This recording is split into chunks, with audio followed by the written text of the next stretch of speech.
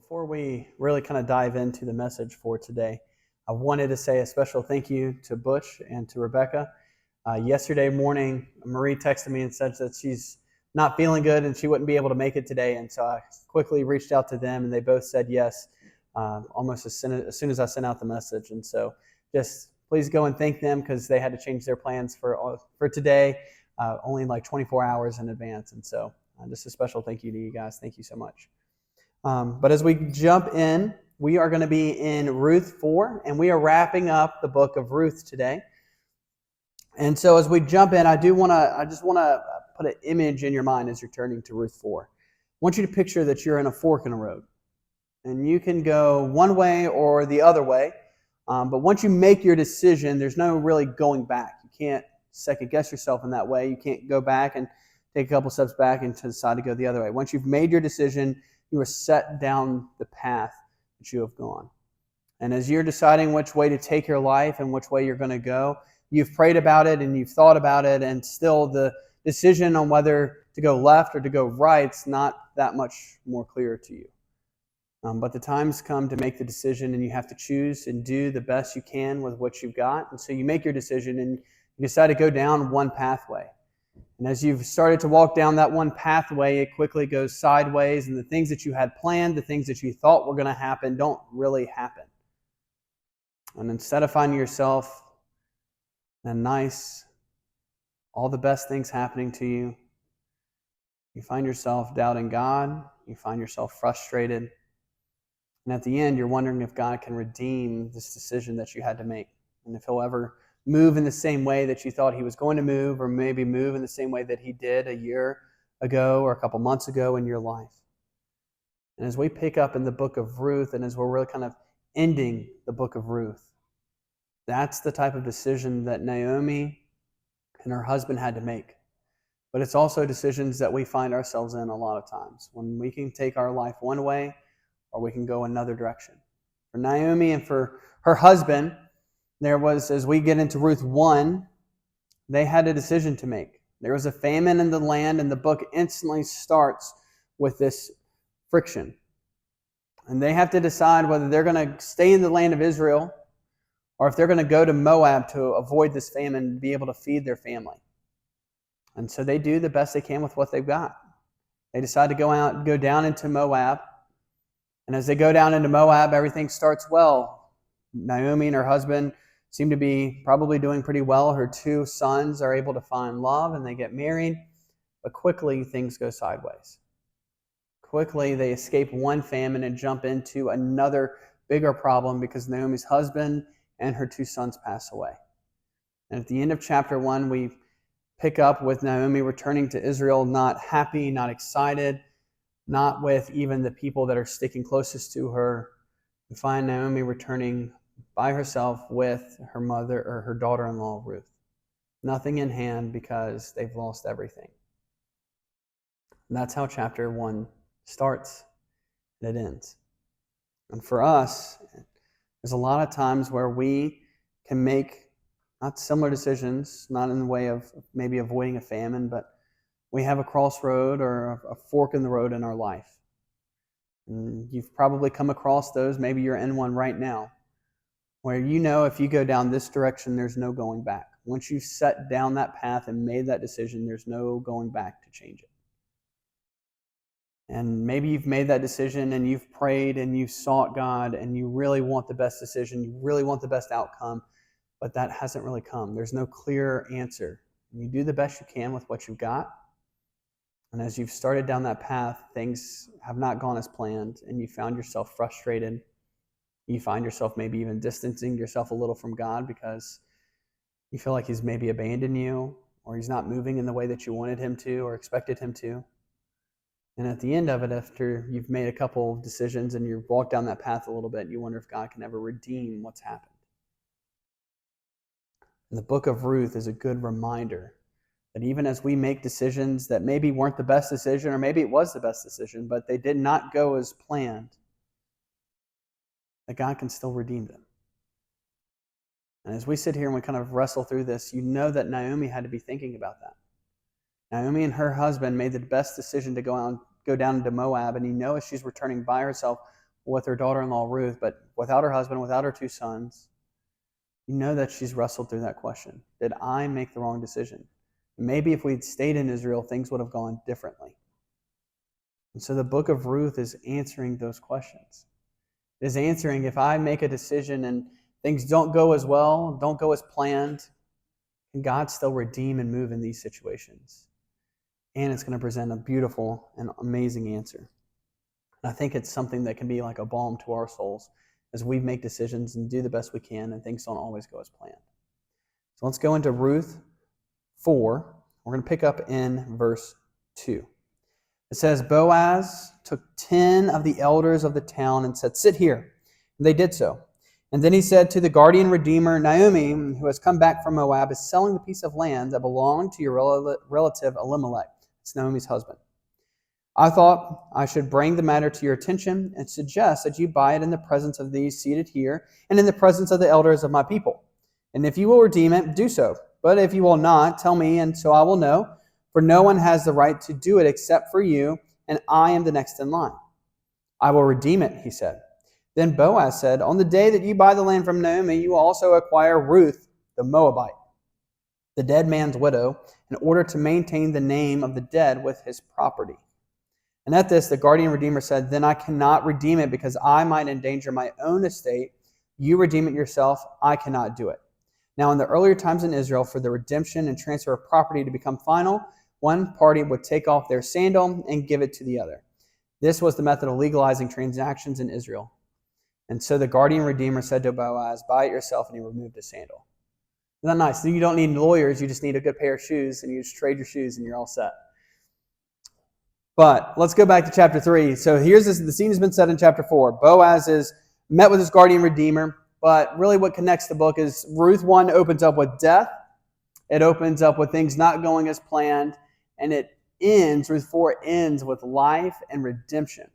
And so the book kind of is bookended. It's kind of introduced and ended with the exact opposites happening. We're met and introduced with famine and death. It ends with marriage and a new life. And so it's got this story that is trying to show us what God can do. And in chapters 2, we know that Ruth is doing the best that she can, and she's in there and she's going out into the land and she's trying to pick up different pieces of barley and trying to provide for her and Naomi, and she does so. And then in chapter 3, Ruth is going to put it all out there for Boaz. She's going to let Boaz know that she likes him, she thinks he's kind of cute, and hopes that things can match and work out. And so she uncovers his feet, lays down at his feet, the whole thing that we talked about last week. And then it ends in chapter 3 with a little hiccup. Now remember, we've talked about this guardian redeemer in chapters that's been brought up in chapter 2 and 3. For Boaz, he's number 2. He's second in line. And so the guardian redeemer in that time, if the man of the family was to die and there's no really kind of immediate family that can take them in and provide for the family, then the guardian redeemer would be this extended family way, way, way out that would be able to step in and provide for them. And so as Ruth lets all of her feelings out and says, hey, I would like to marry you, there's one problem. And chapter 4 introduces us to that problem and shows how Boaz overcomes it. There's one person in line that's before Boaz, and he has first dibs, first rights, to be able to come in and say, I'm going to redeem it. And so within immediately the next day, Boaz is serious. You can see that he actually does really like Ruth because he sets all this in place. He gathers all the elders, all the people that you would want to be able to make this legal decision, and you gather a crowd so that he could not go back on his decision. And so Boaz gets this guardian redeemer that has the first dibs. We don't know his name. And comes in and he says, hey, you know that she's selling the land. Do you want the land? And you know that Boaz is probably expecting him to say yes. The man says yes. And Boaz is craftily says, well, if you do that, don't forget that Ruth, and also she's a Moabite, she's not an Israelite woman, she's a Moabite, would come with that. And so that's the piece that breaks it for that guardian's redeemer. And so he doesn't end up doing it, and Boaz is able to step in. He gets a sandal out of the deal, which is kind of exciting. And so the story is starting to wrap up. And we see that the Lord is starting to use Ruth and what she did in chapters 2 and 3 to reach out to Boaz. And what I love is that if we sit down and we think about it for a moment, Ruth offers Boaz nothing. There's nothing that Boaz gets by marrying Ruth. And if you are a powerful and rich man like Boaz is, then you would think that maybe he would be more interested in trying to align powerful families together and seeing, oh, well, they've got a good, great farming operation over there. Let me see if I can marry one of their daughters and we can combine our forces together. We combine our resources and our money. But he doesn't do that. Boaz reaching out and deciding to marry Ruth actually kind of steps back and hurts him a little bit. Because by becoming the guardian redeemer, it is not his line that passes down. It is Naomi's line, Elimelech's line that passes down. And so you start to see where Boaz takes sacrifice after sacrifice and wisely handles this whole situation so that he can marry Ruth. Ladies, that's pretty romantic, right? You can't make that up. That's like soap opera level of writing. But that's all that starts to happen. The story opens up with this crossroads. It is to either stay in Israel and possibly die because there's a famine in the land, or move to Moab. They do the best they can. They make the decision to go out into Moab, and they are met with not life, but death. But when we get to chapter 4, we start to see that it ends with life and God redeeming Naomi and Ruth. So let's keep going. Ruth 4:13-17. It says, So Boaz took Ruth, and she became his wife. And when he made love to her, the Lord enabled her to conceive, and she gave birth to a son. The woman said to Naomi, Praise be to the Lord, who this day has not left you without a guardian redeemer. May he become famous throughout Israel. He will renew your life and sustain you in your old age. For your daughter-in-law, who loves you and who is better than you, and 7 sons, has given him birth. Then Naomi took the child in her arms and cared for him. The woman living there said, Naomi has a son, and they named him Obed. And he was the father of Jesse, the father of David. And so now we start to see the story come full circle. It opens up with death and ends with marriage and life. And what you start to see, and what I love, is that Naomi is redeemed through this whole thing. Naomi's been this back character as we've gone through the book of Ruth. She stepped in at important parts, but she's not the main one. And if you look towards verse 17, it says the women living there, the women in the community, said Naomi has a son. Now let me remind you, in the beginning of towards the end of chapter 1, when Naomi comes back into Israel, Naomi makes everyone else call her by a different name. It's by Mara, because the Lord has been bitter to me. And here's this little crumb, this little hint that things have changed. Because are the women calling her Mara? No, they're calling her Naomi, which means Naomi's been redeemed. Naomi's no longer in a state of bitterness, no longer frustrated at the Lord, but she's gone and she's seen the Lord's faithfulness, and she's going back to her original name of Naomi. It is to show that through all of what's happened, that the Lord is good and has redeemed Naomi's situation. And for her and for us, Naomi can't go back to the way things were. And I'm sure at some point she wished that could have happened. That the Lord would work and bring back her husband or bring back her sons. But he doesn't. What starts to happen is that the Lord she may have lost her son.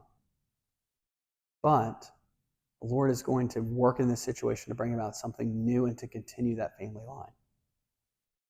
For her, the Lord has replaced a son and given her a grandson.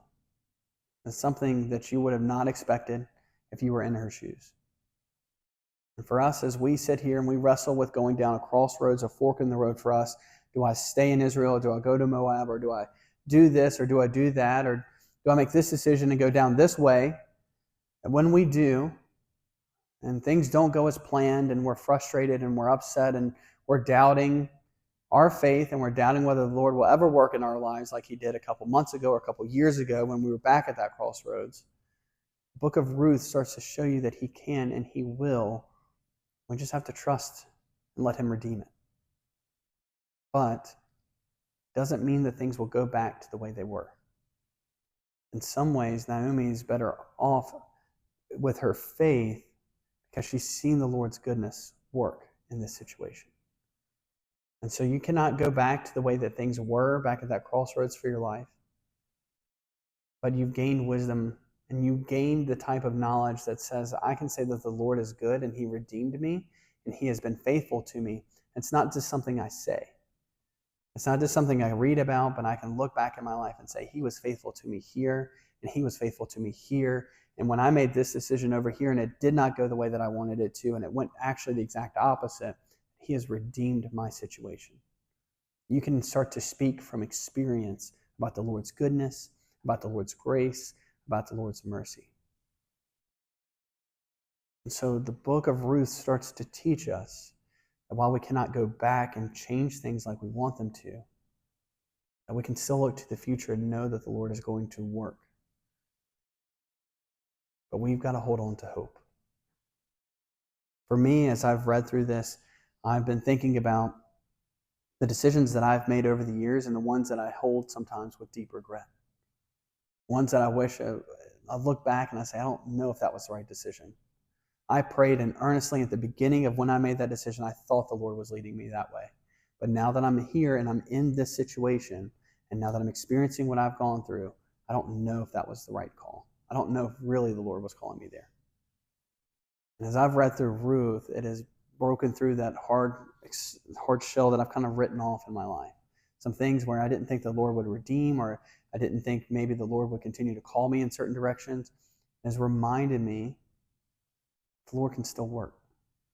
And even though I may not be expecting him to work, or maybe though I'm expecting him to do something different, or maybe I've just given up on that dream altogether, the book of Ruth reminds us that we don't have to. That the Lord can redeem even the saddest and darkest of tragedies. For Naomi, that was her. And if we put ourselves in her shoes, you know that she had to think all of that.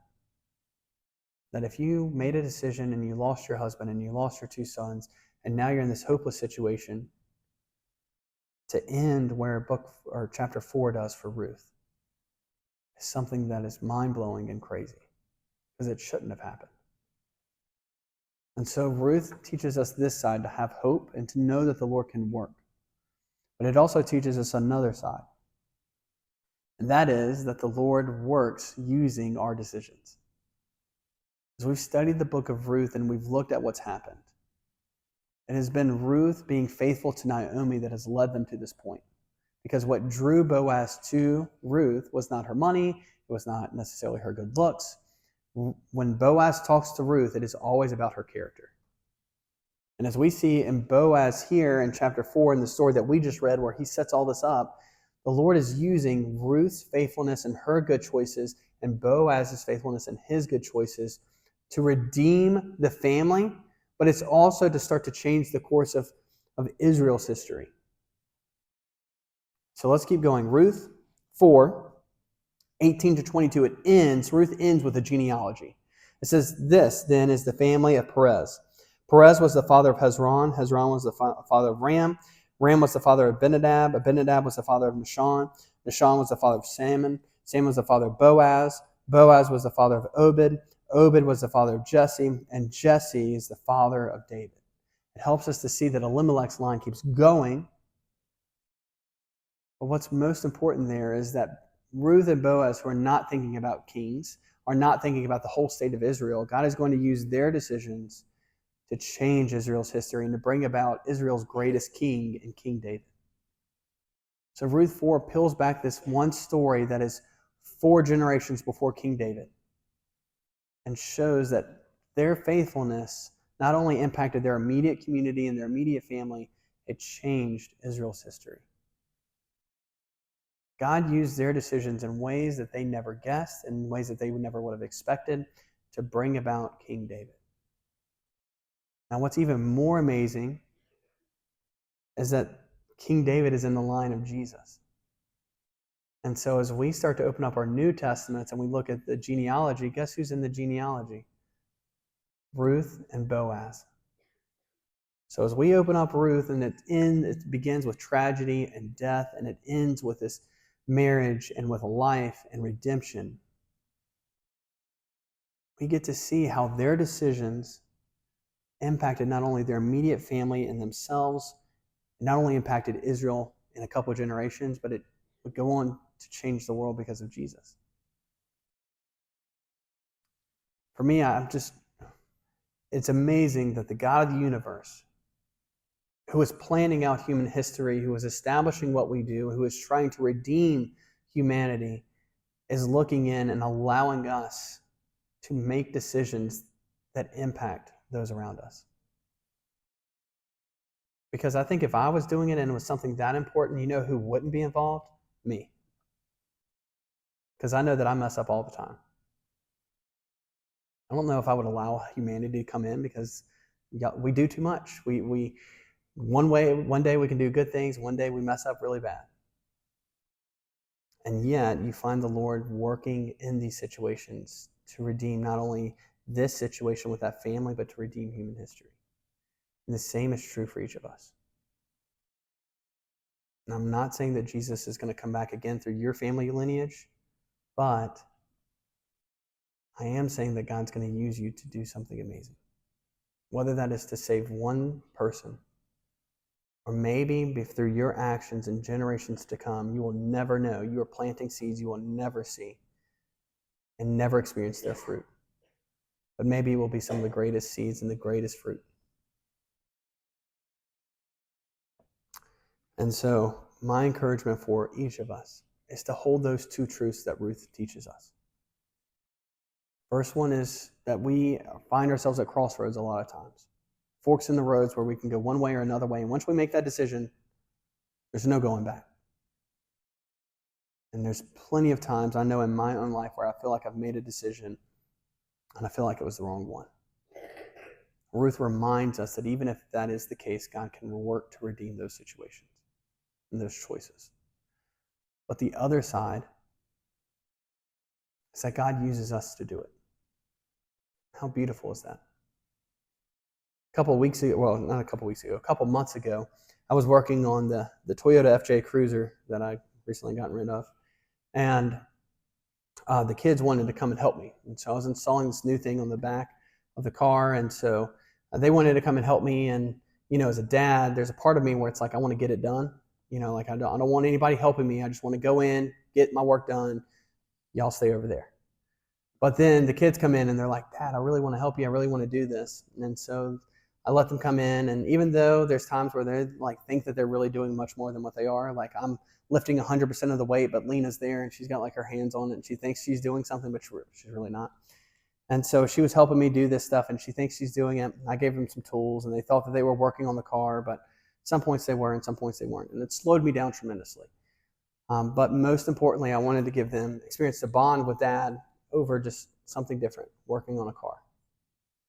And so for me, as I think about how God treats us, I think it's something very similar to that. That even though it may not be the most efficient plan that God could have come up with, I think it is that God loves and cares for each of us. And He allows us to have say and to help Him in changing our families and our communities. And how beautiful is that? Because I think a lot of times we think that God saves us and then He kind of makes us sit on the sideline and you watch while I do. But in reality, as we read Ruth and Boaz are, very involved with the redemption of themselves, redemption of Naomi, bringing about King David, eventually Jesus.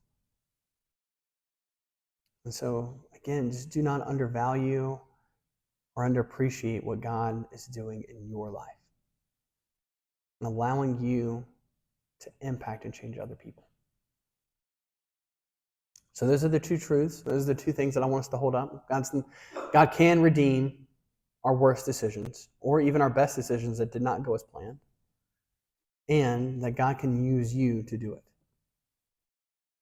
And we trust Him in that. And so today, as we wrap up and we give a time for reflection, an altar call, I want you to think about, has there been anything in your life that you've given up on? Any dreams that you had, any things that you really wanted to accomplish, and maybe you made this decision You look back now and you're like, if I had not made that one decision, my life would look very different, or it would be much better. And I want to take some time to encourage you just to pray to give that over to the Lord. Pray and say, God, I'm sorry. I've written this off. I'm right there with you. Lord, would you please work in this situation, or just open my heart for it? And then the other side is, right now in your life, are you not seeing how big of an impact that you can have on those around you? And so I want to give you some time just to think about both of those things and to pray about them, because the Lord's inviting you to do something, to impact those around you, and to have hope that He will redeem it. May not be in the way we want, may not be in the way that we are picturing, but I know that He can and will redeem our situations. Let me pray for us, and then we'll have that time of reflection. God, we come to you now, and Lord, we praise you and we worship you. Lord, you are incredibly, amazingly good and loving to us. Lord, there's so many times in our life where we make one decision and it may not be the best decision, or we make a decision and things don't go the way as planned.